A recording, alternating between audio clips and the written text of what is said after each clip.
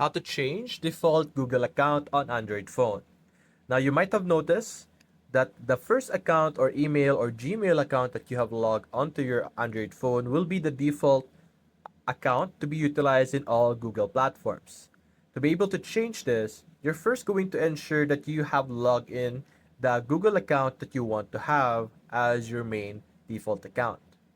After that, simply navigate to your accounts on whatever device that you have. So simply go to your accounts. And over here, you're going to click on add account to be able to add those type of account. The next thing is going to be a bit of a hassle, but unfortunately, this is the only way. You're basically just going to remove all currently existing Gmail accounts from your account.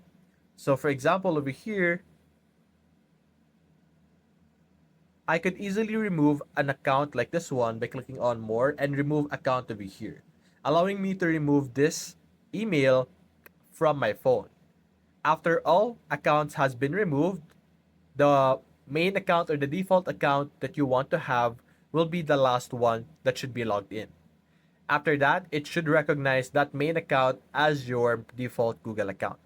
Then you could simply add your other email account that you have been using.